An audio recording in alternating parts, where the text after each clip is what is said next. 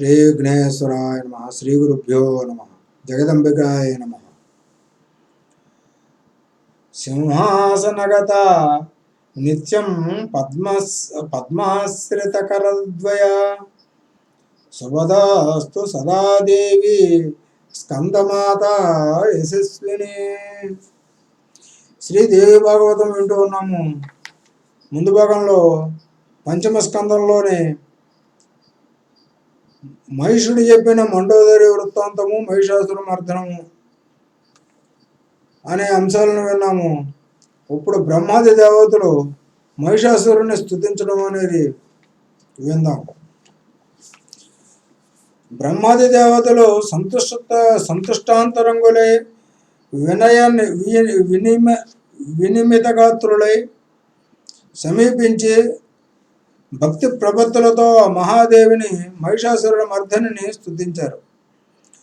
ఓ జగదీశ్వరి, సర్గ స్థితి లయాలను అంటే సృష్టించడం, స్థితి ఉంచడము, లయం చేయటము, సర్గస్థితి లయాలను త్రిమూర్తులు నిర్వహించగలుగుతున్నారంటే అది కేవలము నీ శక్తి మాత్రమే. కీర్తి, మతి, స్మృతి, గతి, కరుణ, శ్రద్ధ, ధృతి, వసుధ, కమల, పుష్టి, కళ, విజయ, జయ, గిరిజ, తుష్టి, ప్రమ, బుద్ధి, ఉమ, రమ, విద్య, క్షమ, కాంతి, ఏహ, మేధ ఇవన్నీ నువ్వే. ఇవన్నీ నీ శక్తులు. ఇవి లేకుండా ఈ జగత్తులో ఏ పని జరగదు. భూగోళాన్ని ధరించే శక్తి ఆదిశేషుడికి అష్టదిగ్గజాలకు ఇస్తూ ఉన్నది నువ్వే. జగన్మాత, నిన్ను కాక ఇంకా ఏ దేవతను ఎవరు స్తుతించినా ఉపాసించినా వాళ్ళు ఒట్టి వెర్రివాళ్ళు. అఖిల దేవతలకు నువ్వే ఆదిశక్తి, పరాశక్తివి, మూలశక్తివి. దేవతలను సంతృప్తి చెందడానికి యజ్ఞాలు చేసేవారు కూడా విమూఢులే. చేస్తే దేవి యజ్ఞమే చేయాలి. సకల మంత్రాధిష్టాన దేవతవు నువ్వు. అమ్మ, నీ హృదయము దయాసముద్రము. దేవతలను ఎలా పోషిస్తున్నావో ఇతరులను అలాగే పోషిస్తున్నావు. సకల చరాచర సృష్టి జాతము అంతా నీ అంశయే కదా, నీ సృజనయే కదా. పెంచిన వనంలో అన్ని చెట్లు ఉంటాయి. చేదు, విషము లాంటి వృక్షాలు ఉంటాయి. ఎందుకు పనికిరానివి ఉంటాయి.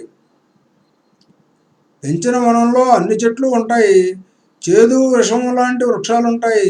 ఎందుకు పనికిరానివి ఉంటాయి. అయితే మాత్రము వాటిని నరికి పారేస్తామా? అలాగే నువ్వు దైత్యులను సైతము కాపాడుతూ ఉన్నావు. రణరంగంలో రాక్షసులను కొందరినైనా నువ్వు సంహరిస్తున్నావంటే వారికి స్వర్గ నివాసం ప్రసాదించి అప్సరసలపై వారికి ఉన్న కోరికను అలా తీర్చుకునే అవకాశం కల్పించడం కోసమే అని భావిస్తున్నాము. కానీ అదీ కాక నువ్వు తలుచుకుంటే చాలు ధనుజులు సర్వనాశనమైపోతారు. వారిని సంహరించడం కోసం నువ్వు ఇలా రూపం ధరించడం రావడము ఇదంతా కేవలం క్రీడా వినోదము. జగజ్జనని, ఇదంతా విచిత్రమో చూసావా? కలికాలం వచ్చేసింది. అయినా ఈ మూఢ మానవులు తెలుసుకోవడం లేదు, నిన్ను ఉపాసించడం లేదు. నువ్వు సృష్టించి నిలబెట్టిన హరి శంకరులను సేవిస్తున్నారు. ఎంతటి పురాణ చతురులో హరిహరులతో సహా దేవతలం మేమంతా నీ వశవర్తులము. రాక్షసుల చేతుల్లో ఏదో ఒక సమయంలో అందరము అవమానాలు పొందిన వాళ్ళమే, తన్నులు తిన్నవాళ్ళమే, ఓడిపోయిన వాళ్ళమే. మమ్మల్ని మళ్ళీ నిలబెట్టిన దానవు నువ్వు. అలాంటి నిన్ను వదిలేసి మానవులు మమ్మల్ని కొలవడం అంటే అది ఎంత జ్ఞానము. చేతిలో కాగడా పెట్టుకుని గోతిలో పడ్డట్టుంది. ఆదిశక్తి విద్య, అవిద్య, సుఖము, దుఃఖము ఇత్యాదులు అన్నీ నువ్వే. భోగదాత్రివి నువ్వే, మోక్షదాత్రివి నువ్వే. మోక్షం కోసమే నిన్ను ఉపాసించాలి. లౌకిక భోగాల కోసమైతే ఇతర దేవతలను ఆరాధించాలి. అనుకోవడాన్ని మించిన అజ్ఞానం లేదు. ముక్తి ప్రదవు అంటే నువ్వు భోగాల్ని ఇవ్వగలవు, మోక్షాన్ని ఇవ్వగలవు. భోగ యోగప్రదవు. ఐహికాముష్మిక సుఖాలను అన్నీ నీ ఆధీనాలే. అందుకనే హరిహరాదులు సైతం నిన్ను అర్చిస్తున్నారు. ఈ పాట తెలుసుకోలేని అల్పమతులు సంసార సాగరంలో పడి మొలగానాం తేలానాం అవుతూ ఉన్నారు. చండిక, నీ పాద సరోజాలని నుంచి రవ్వంత ధూళి కణాన్ని ప్రసాదంగా స్వీకరించి ఈ విరించి జగత్తులను సృష్టిస్తున్నాడు. సౌరు పరిపాలిస్తున్నాడు, శివుడు సంహరిస్తున్నాడు. అలాంటి నిన్ను సేవించిన మానవుడు ఎంత దురదృష్టవంతుడో కదా. వాగ్దేవతకు నువ్వే. నీ అనుగ్రహం లేకపోతే అమరులైన నోరు విప్పి పలకలేరు. ఇక మానవుల మాట చెప్పాలా? భృగు మహర్షి శాపం వల్ల నానావతారాలు ఎత్తుతూ ఉన్న విష్ణుమూర్తి ఒకడు, లింగపతనం పొందిన శంకరుడు ఒకడు. వీరిని సేవించే మనుషులు ఏమంత తెలివైన వారో తెలుస్తూనే ఉంది. తమని తాము కాపాడుకోలేకపోయిన ఈ హరిహరులు ఇతరులను కాపాడతారా? మృత్యుభయం తొలగించి సుఖాలను ఇవ్వగలుగుతారా? ఎంత అజ్ఞానం! వీరిని ఆరాధించే వారి పరిస్థితి ఇదైతే ఇక గజానన షడానలను అర్చించేవారు మరింకెంత తెలివి తక్కువ వారో. సకలార్థ ప్రదాత్రిని, విశ్వజనని, సుఖసేవనీయవు అయిన నిన్ను ఆరాధించడం తెలియని వారు ఎవరిని ఆరాధిస్తే ఏమిగాక, మేము మాత్రం నిన్నే ఆరాధిస్తాము, నిన్నే సేవిస్తాము. నువ్వు దయార్ద్ర హృదయవు కనుక రణరంగంలో దుష్టులను సంహరించి స్వర్గానికి పంపుతున్నావు. లేకపోతే వారు చేసిన మహాపాపాలకు నరకానికి పోయి ఉండేవారు. హరిహర విరించులకే నీ ప్రభావం తెలియదంటే ఇంకా సామాన్యుల మాట చెప్ప. మునీశ్వరులు కూడా తెలుసుకోలేకపోతున్నారు కనుకనే తపస్సులని, వ్రతాలని, యజ్ఞాలని, యాగాలని, సూర్యాగ్ని సముపాసనలని తమని తాము కృషింపజేసుకుంటున్నారు, శ్రమ పెట్టుకుంటున్నారు. నీ పాద పద్మాలను సేవించడము ఈ పనులన్నింటికన్నా సులువైనది కాదు. వేదాలు వల్లించి శాస్త్రాలను తొల్లించి ఏమీ లాభము? ఈ మాత్రం తెలుసుకోలేకపోయాక అమ్మా ఇది కూడా నీ దయాగుణమే అని మేము భావిస్తూ ఉన్నాము. లోకుల్ని హరిహరాదులకు భక్తుల్ని చేయడము, హరిహరాదులను దేవతలుగా చెప్పే శాస్త్రాలను క్షమించడము, ఇవన్నీ నీ దయాగుణానికి నిదర్శనలు కాక మరేమిటి? వారి మీద కోపించకపోవడమే కాదు, వారిని రక్షిస్తున్నావు కూడా. ఆహా, ఎంత దయామయివి! దేవి, 4వ యుగంలో 4వ పురుషార్థానికి 4వ గుణానికి అంటే 4వ పురుషార్థం అంటే అందరికీ తెలిసే ఉంటుంది, బలం చేకూరుతుంది. పురుషార్థాలు 4 కదా, ధర్మ, అర్థ, కామ, మోక్షము. 4వది అంటే మోక్షం. మోక్ష గుణానికి బలం చేకూరుతుంది. అప్పుడు అస్త్రశస్త్రాలన్నీ అంతరిస్తాయి. నిపుణులైన కవులు నిన్ను రక్షిస్తారు. నువ్వు కల్పించిన ఇతర దేవతలను కూడా స్తుతిస్తారు. మునీశ్వరులు విశుద్ధాంతరంగులై ముక్తి పాలదవు, యోగ విద్యవు, పరాదేవతవు అయిన నన్ను ధ్యానించి గర్భవాస సుఖాన్ని తొలగించుకుంటున్నారు, జన్మరాహిత్యాన్ని పొందుతున్నారు. నీలో విలీనం కాగలుగుతున్న ఆ మునులు, మానవులు ఎంతో ధన్యులు కదా. పరదేవత, నీకు పతిస్థానీయుడైన పరమాత్మలో చిచ్చక్తి ఉంది కనుక అతడు జగత్తులో అభివ్యక్తం అవుతూ ఉన్నాడు. భవ్యకృత కర్త కాగలుగుతున్నాడు. అతడు కాక మరింకెవడైనా నువ్వు లేకుండా సుశక్తితో కదలడానికి కానీ మెదలడానికి కానీ సమర్థుడున్నాడా? తత్వాలు ఉన్నాయి కానీ అవి చిద్విరహితాలైతే ఈ జగన్నిర్మితానికి సమర్థాలు కాగలుగుతాయా? నువ్వు లేకపోతే అవి వట్టి జడ పదార్థాలు కదమ్మా. అలాగే ఈ ఇంద్రియాలు నీ శక్తి లేనిదే గుణకర్మయుతాలు కాగలవా? అసంభవం. మునీశ్వరులు యజ్ఞయాగాదులలో సమర్పించే పురోడోసాలను ఆయా దేవతలు జగడాలాడుకోకుండా తమ భాగాలను యథావిధిగా స్వీకరిస్తున్నారంటే స్వాహాదేవిగా నువ్వు ఉన్నావు కాబట్టే. మహాదేవి, ఈ అఖిల విశ్వము ఆవిర్భావానికి ముందు నీలోనే దాగి ఉంది. హరిహరాదులు నిమిత్త మాత్రులు. అందరినీ నువ్వే పాలిస్తున్నావు. నువ్వు కాలానివి, నువ్వు విశ్వానివి. ఈ రహస్యం తెలుసుకోలేని వారు నిజంగా మందభాగ్యులు. ఇప్పుడు మహోగ్రుడై ఈ మహిషాసురుణ్ణి సంహరించి సకల దేవతలను సకల లోకాలను రక్షించావు. ఇంతటి మహోపకారం చేసిన నిన్ను ఏమని స్తుతించగలము? ఎలా స్తుతించగలము? నీ తత్వాన్ని వేదాలే గ్రహించలేవంటే మేము గ్రహించి స్తుతించగలగడం. ఓ అమేయ ప్రభావ, లోకకంటకుడైన దురాత్ముణ్ణి సంహరించి అమేయ కీర్తిని సంపాదించుకున్నావు. అమేయ కృపాన్వితవని నిరూపించుకున్నావు. ఇలాగే ఎప్పుడూ మమ్మల్ని కాపాడుతూ ఉండమని సవినయంగా ప్రార్థిస్తున్నాము. దేవతలు చేసిన ఈ స్తుతి ప్రబంధానికి జగన్మాత ఎంతగానో ఆనందించింది. మృదు మధురంగా వాత్సల్య బంధురంగా పలికింది. సురసత్తములారా, ఇంతకన్నా దుస్సాధ్యమైన కార్యం ఏదైనా ఉంటే చెప్పండి, నిర్వహించి మీకు ఆనందం కలిగిస్తాను. దేవతల కోసం ఎంతటి కష్టసాధ్యాలనైనా సాధించి పెడతాను. ఎప్పుడు అవసరం అనిపిస్తే అప్పుడు నన్ను స్మరించండి, వెంటనే వస్తాను, ఆపదలు తొలగిస్తాను. ఈ అనుగ్రహానికి దేవతలు ముగ్ధులయ్యారు. అమ్మ, ఆపదలు వచ్చినప్పుడే కాదు, నిరంతరము నీ పాదపద్మాలను స్మరించి అచంచల భక్తిని మాకు అనుగ్రహించు. తల్లివి కనుక మా అపరాధాలను నువ్వే క్షమించగలవు. ఇది తెలుసుకున్నవాడు నీ పాదపద్మాలను వేడడు. ప్రాణకోటి కంతటికి హితం కోరుకునే నేస్తానివి నువ్వు. నిన్ను కాదన్నవాడు మానవుడైనా దేవజాతికి చెందినవాడైనా వట్టి మందభాగ్యుడు.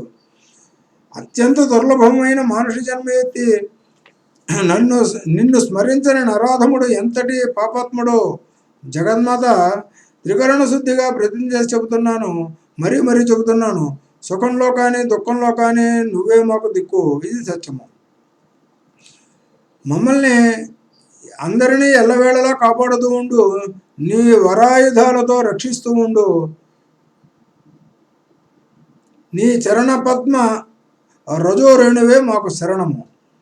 జగన్మాత సంతుష్టాంతరంగా అయ్యింది. అందరినీ ఒకసారి పలకరింపుగా చూసింది. చెదిరిపోని చిరునవ్వుతో వీడ్కోలు పలికింది. అంతర్ధానం చెందింది. దేవతలు నివ్వెరపోయారు. ఏదో వెలితిగా కాసేపు నిశ్చయించుకొని నిలబడ్డారు. సౌనకాది మునులారా, వ్యాస భగవానుడు చెప్పిన ఈ వృత్తాంతాన్ని శ్రద్ధగా ఆలకించిన జనమేజయుడు ఆనందంతో పరవశించిపోయాడు.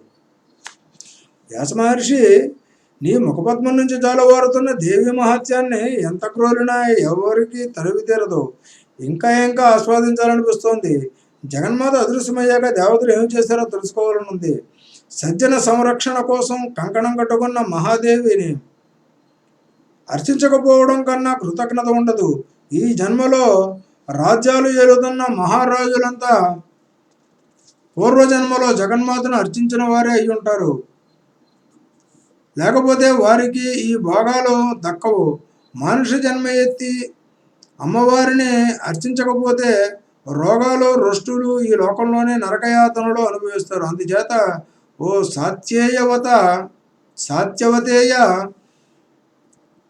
అంబికా చరిత్రను ఇంకా నాకు తెలియజేయి. మహిషాసురుణ్ణి సంహరించి దేవతల స్తుతులను అందుకున్న మహాదేవి ఎక్కడికి వెళ్ళింది, అంతర్ధానం చెందింది అన్నావు. అంటే సర్వలోకానికి వెళ్ళిందా? స్వర్గలోకానికి వెళ్ళిందా? మృత్యులోకానికి వెళ్ళిందా? వైకుంఠానికి వెళ్ళిందా? హిమాలయాలకు వెళ్ళిందా? ఏమైంది? దేవతలు అటు పైన ఏమి చేశారు? ఈ విశేషాలన్నీ దయచేసి తెలియజేయి. జనమేజయుడి సందేహాలు సమంజసమైనవే అనిపించాయి. వ్యాసుడు సమాధానాలు చెప్పాడు. జనమేజయ, ఆరంభంలోనే నీకు చెప్పాను మణిద్వీపం అనే ఒక మనోహర స్థావరం గురించి. అది మహాదేవికి ప్రియమైన క్రీడాస్థానము. ఎప్పుడూ అక్కడే నివసిస్తూ ఉంటుంది. బ్రహ్మ, రుద్ర, మహావిష్ణువులు అక్కడికి వెళ్ళి స్త్రీ రూపాలు పొందిన కథను చెప్పాను కదా. మళ్ళీ పురుష రూపాలను పొంది తమ నిలవలకు వచ్చి తమకు విధించిన పనులను నిర్వహిస్తున్నారని కూడా చెప్పాను కదా. ఇదిగో ఆ సుధా సముద్రం మధ్యంలో ఉన్నత మణిద్వీపంలో వివిధ రూపాలతో జగదంబిక విహరిస్తూ ఉంటుంది. అక్కడికే తిరిగి వెళ్ళిపోయింది. శత్రుఘ్నుడి పాలన. అటుపైన దేవతలు సూర్యవంశోద్భవుడైన శత్రుఘ్నుని భూగోళానికి అధిపతిని చేశారు. అతడు సర్వలక్షణ సంపన్నుడు. అతడిని మహిషుడి సింహాసనం మీద కూర్చుండబెట్టి భూగోళాన్ని పరిపాలించే బాధ్యతలు అప్పగించి దేవతలందరూ తమ తమ వాహనాలు అధిరోహించి తమ తమ లోకాలకు వెళ్ళిపోయారు. శత్రుఘ్నుడు ధర్మబద్ధంగా పరిపాలన చేశాడు. ప్రజలందరూ సుఖ సంతోషాలతో వర్ధిల్లుతున్నారు. సకాలంలో వర్షాలు కురుస్తున్నాయి. భూదేవి పంటలు సమృద్ధిగా అందిస్తోంది. చెట్లు చేమలు ఫలపుష్పాలతో కళకళలాడుతూ ఉన్నాయి. గోవులు కుండోద్ధులై పుష్కలంగా క్షీరారాసుల్ని అందిస్తూ ఉన్నాయి. నదులు వరదలతో దారి తప్పి గ్రామాలను ముంచుకు వేయకుండా స్వచ్ఛంగా శీతోదకాలతో జల విహంగాలతో కలకలారావాలతో ప్రశాంతంగా ప్రవహిస్తూ ఉన్నాయి. బ్రాహ్మణులు వేద తత్వజ్ఞులై లోక కళ్యాణం కోసం యజ్ఞాలు యాగాదులు నిర్విఘ్నంగా నిర్వహిస్తూ ఉన్నారు. క్షత్రియులు శస్త్ర విద్యా ప్రవీణులై దాన దయా తత్పరులై ప్రజారక్షణ బాధ్యతను సక్రమంగా నిర్వహిస్తూ ఉన్నారు. సామంతరాజులు అందరూ న్యాయం తప్పకుండా నిగ్రహంతో పరిపాలన సాగిస్తున్నారు. ఆగ్రహించకుండా పంచభూతాలు అన్యోన్య భావంతో సహకరిస్తూ ఉన్నాయి.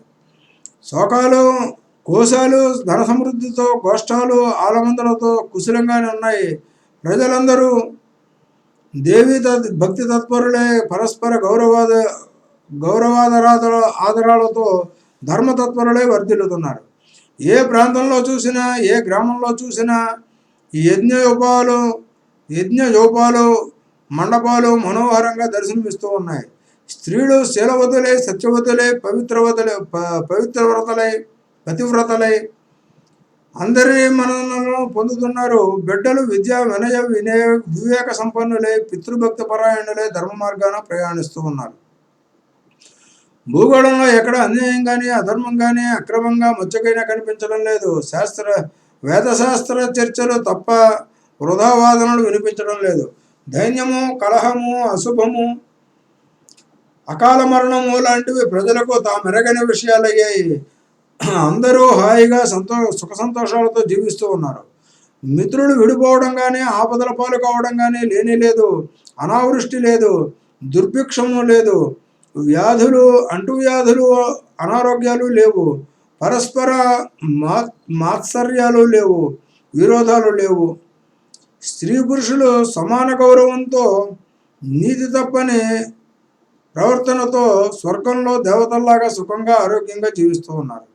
చోరులు వంచకులు పాషండులు దంభకారులు పిశనులు అంటే లోబులు లంపటులు స్తబ్దులు వేదద్వేషులు పాపాచారులు లేనేలేరు. అందరూ ధర్మరతులు, అందరూ సత్యసంధులు, అందరూ సత్ప్రవర్తనులు. సత్వరజస్తమో గుణాలను బట్టి బ్రాహ్మణులలో 3 శ్రేణులు ఏర్పడ్డాయి. అందరూ వేదవేత్తలే కానీ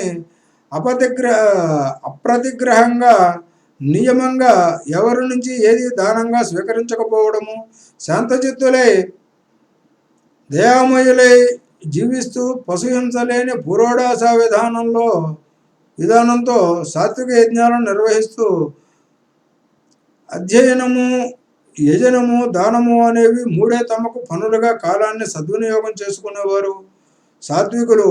ఇక రాజసులున్నారు.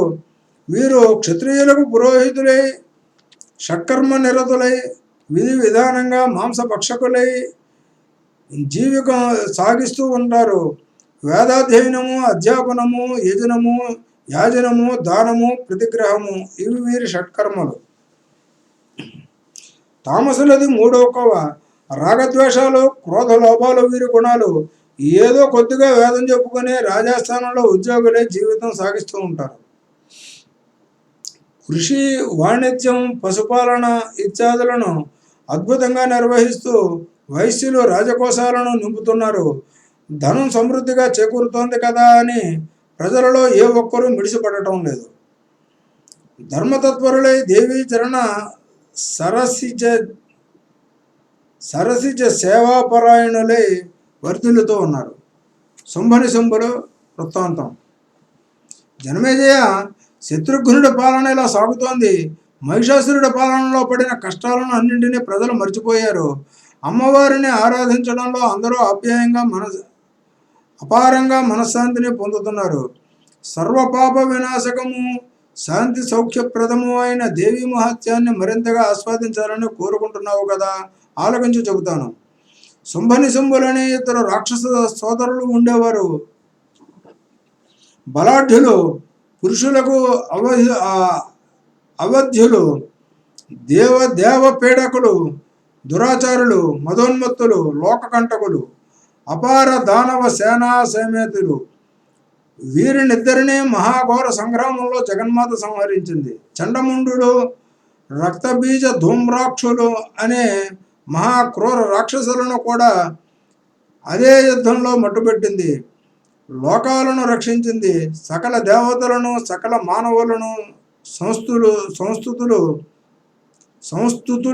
అందుకుంది. వ్యాస మహర్షి, నువ్వు ఇలా సంగ్రహంగా చెప్పేస్తే నాకు తృప్తి కలగదు. ఎవరు ఈ శుంభని శుంభులు? మహాబలవంతులు ఎలా అయ్యారు? మహిషాసురుడికి లాగానే వీరికి స్త్రీవధత్వం ఎలా ప్రాప్తించింది? ఏమి తపస్సు చేశారు? ఎవరైనా వరాలు ఇచ్చారా? కట్టకడబడికి ఎలా మరణించారు? ఇవన్నీ సవిస్తరంగా చెప్పి నా కుతూహలాన్ని సంతృప్తిపరచు. జనమేజయ, నువ్వు ఇలా అడుగుతావని తెలుసు, అందుకే సవిస్తరంగా చెప్పడానికి సిద్ధంగా ఉన్నాను. ఇది ఒక దివ్య కథ. సర్వ పాప ప్రణాశిని దేవీ చరితము. సర్వార్థ ఫలప్రదము, శుభప్రదము. చెబుతున్నాను, ఆలకించు. పూర్వకాలంలో శుంభని శుంభులు అనే ఈ భూగోళం మీద ఇద్దరు రాక్షసులు ఉండేవారు. పాతాళ లోకం నుంచి భూగోళానికి వచ్చారు. ఇద్దరు శుభదర్శనులే, యవ్వనంలో ఉన్నారు. కానీ సంసారిక సుఖాల వైపు వెళ్ళక ఇంద్రియాలను నిగ్రహించుకుని గొప్ప తపస్సు చేశారు. అన్నోదకాలను పరిచ్ఛేదించి పరమపావనమైన పుష్కర క్షేత్రంలో యోగ విద్యా ప్రభావంతో 1000 సంవత్సరాలు తీవ్ర తపస్సు చేశారు. స్థిరంగా ఒకే యోగాసనంతో చేసిన ఆ తపస్సుకు బ్రహ్మదేవుడు సంతృష్టి చెందాడు. హంసవాహనపై బయలుదేరి వారి దగ్గరికి వచ్చాడు. వాళ్ళు కళ్ళు మూసుకొని తపస్సు చేసుకుంటూనే ఉన్నారు. బ్రహ్మదేవుడు పలకరించాడు. శుంభని శుంభులారా, ఇక లేవండి, మీ తపస్సులకు సంతృప్తి చెందాను, ఏం వరం కావాలో కోరుకోండి, ఇస్తాను అన్నాడు. యోగ సమాధి నుండి శుంభని శుంభులు లేచి నిలబడ్డారు. బ్రహ్మకు ప్రదక్షిణం చేశారు, సాష్టాంగపడ్డారు. నిరాహారం వల్ల నిరసించిన కంఠస్వరంతో బ్రహ్మదేవుని స్తుతించారు.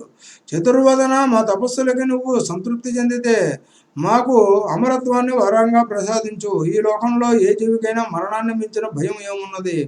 ఆ భయాన్ని తొలగించుకోవడం కోసం ఈ వరాన్ని అడుగుతున్నాము. వెంటనే మా కోరిక తీర్చి మరణ భయాన్ని తొలగించు అన్నారు. ఈ అభ్యర్థనకు చతుర్ముఖుడు ఆశ్చర్యపోయాడు. శుంభని శుంభులారా, ఇది ఎక్కడ వైపరీత్యము? మీరు అడగవలసినది ఇదేనా? నాకు మాత్రం ఇవ్వదగినది కాదు. పుట్టినవాడు గిట్టక తప్పదు, గిట్టినవాడు పుట్టక తప్పదు. ఇది విశ్వకర్త చేసిన నిర్ణయం. సృష్టి ఆది నుంచి అమలులో ఉన్న నియమము. దీన్ని తప్పించడం నా వల్ల కాదు. పుట్టిన ప్రతి ప్రాణి ఎప్పటికో అప్పటికి గిట్టవలసిందే. అందుచేత మరొకటి ఏదైనా కోరుకోండి అన్నాడు. శుంభని శుంభులు ఆలోచనలో పడ్డారు. పరస్పరం చర్చించుకున్నారు. ఒక నిశ్చయానికి వచ్చి బ్రహ్మదేవుడు పాదాలపై పడ్డారు. సృష్టికర్త, నువ్వు అన్నట్టే మరొకటి అడుగుతున్నాము, ప్రసాదించు. అమరుల చేతిలో కానీ, మానవుల చేతిలో కానీ, జంతువుల చేతిలో కానీ, పక్షుల చేతిలో కానీ, ఏ పురుష జాతి చేతిలోనూ మేము మరణించకుండా వరం ప్రసాదించు. ఆడజాతికి మేము భయపడము, అబలులు మా ముందు నిలవలేరు. అందుచేత పురుష జాతి వల్ల మాకు ప్రాణాపాయం లేకుండా అనుగ్రహించు అన్నారు. బ్రహ్మదేవుడు సరే అన్నాడు. హంసపై ఎక్కి తుర్రమన్నాడు. శుంభని శుంభులు తమ పాతాళానికి తిరిగి వెళ్లారు. పురోహితులు భృగు మహర్షికి విషయం విన్నవించారు. అతడు ఒక శుభముహూర్తాన బంగారు సింహాసనం చేయించి వారిలో జ్యేష్ఠుడు కనుక శుంభుడికి పట్టాభిషేకం జరిపించారు. సర్వ దానవ సామ్రాజ్యానికి శుంభుడు ప్రభువు అయ్యాడు. అభినందించి సేవించడానికి ఎందరో దానవ మహావీరులు వచ్చారు. సమైక్యాన్ని ప్రకటించారు.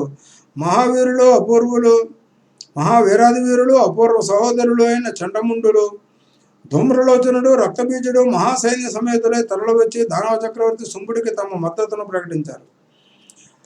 అతడి పక్షాన నిలబడి శత్రువులతో యుద్ధాలు చేయడానికి ప్రతిజ్ఞలు వహించారు. జనమేజయ, వీరిలో రక్తబీజుడు ఒక విచిత్రమైన జన్మ. రణరంగంలో ఆయుధం తగిలి అతడికి శరీరం నుంచి నేలకు రాలిపడిన ప్రతి నెత్తుటి బొట్టు నుంచి 100,000గా రక్తబీజులు ఆవిర్భవిస్తారు. అదే రూపం, అదే బలం, అదే ఆయుధంతో ఆవిర్భవిస్తారు.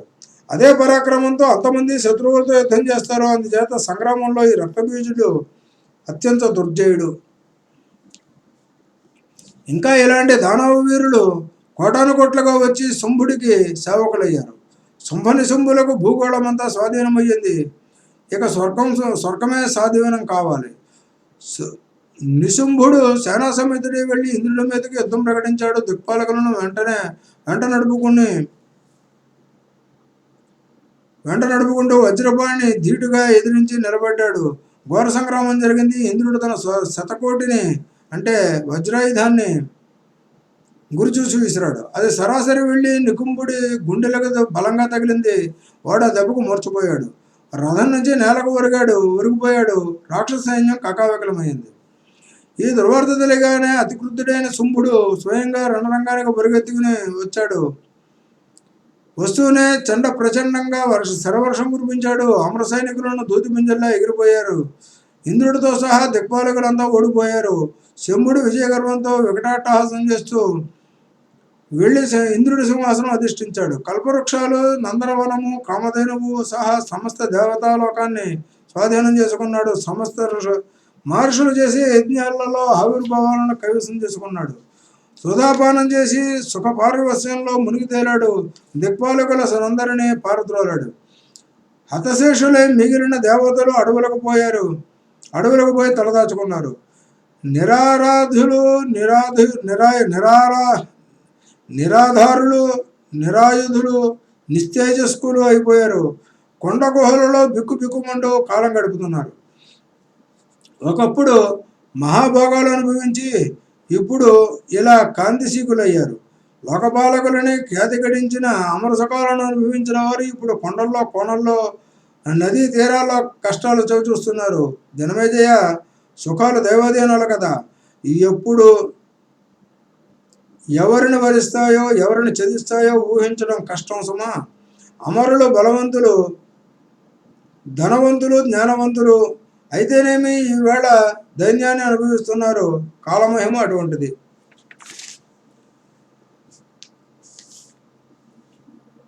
జనమేజయ, ఈ కాలమహిమ చిత్రాతి విచిత్రంగా ఉంటుంది. ఒకడిని ఒకప్పుడు మహారాజును చేస్తుంది. అంతలోనే అతడిని భిక్షుకుడిగా మార్చేస్తుంది. రాజు బంటు అవుతాడు, బంటు రాజు అవుతాడు. దాత యాచకుడు అవుతాడు, బలవంతుడు బలహీనుడు అవుతాడు, పండితుడు అజ్ఞాని అవుతాడు, మహాసూరుడు మహాభీరుడు అవుతాడు. 100 యజ్ఞాలు చేసి సంపాదించుకున్న ఇంద్రపదవిని ఈనాడు కోల్పోయి శచీపతి అడవుల పాలయ్యాడు. కాలమే ధర్మిష్ఠుణ్ణి చేస్తుంది, జ్ఞాని చేస్తుంది. మళ్ళీ అదే కాలం అదే మనిషిని పాపిష్ఠుణ్ణి అజ్ఞానిని చేస్తుంది. ఇందులో ఆశ్చర్యపోవలసి వస్తుంది ఏమీ లేదు. కాలమహిమ అటువంటిది. బ్రహ్మ విష్ణు మహేశ్వరులకి ఇటువంటి కష్టాలు తప్పలేదు. విష్ణుమూర్తి శోకర జన్మ ఎత్తాడు. మహాశివుడు పుర్రి చేతబట్టి భిక్షాటనం చేస్తున్నాడు. కాలమే అన్ని వేళలా అందరికన్నా బలీయము.